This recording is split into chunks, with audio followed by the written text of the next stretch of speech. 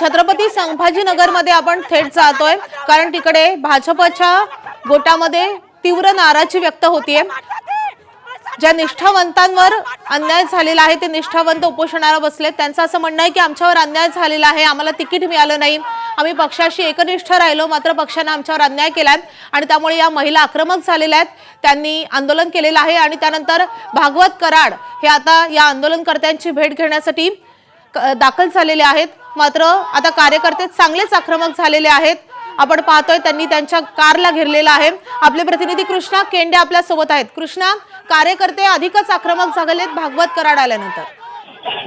निश्चित आपण पाहतो की भागवत कराड यांची गाडीला कार्यकर्त्यांनी घेरले। नागराज बदाने नावाचे एक व्यक्ती आहेत, ते आलेले आहेत आणि त्यांनी या ठिकाणी भागवत कराडचे जे फोटो आहेत त्यांच्या गाडीवर ठेवून त्याला काळं फासण्याचा या ठिकाणी प्रयत्न केलेला आहे। आणि आता आपण पाहतो हे दृश्य बीजेपीच्या कार्यालयाच्या बाहेरचे आहेत आणि भागवत कराडच्या गाडीला घेराव या ठिकाणी घातलेला आहे आणि आपण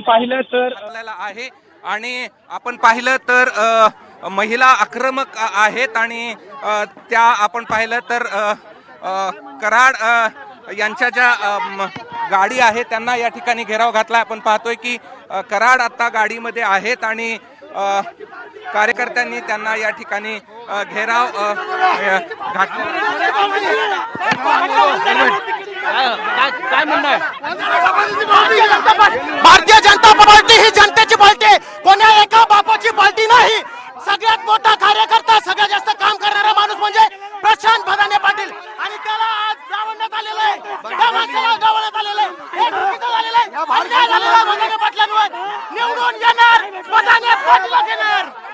तुम्हाला साहेब, यांनी मला 25 वर्ष मी कष्ट केलाय, यांना किटा दिल्या, यांनी फक्त दिलं कोणाला? एबीपी माझा, उघडा डोळे बघा नीट।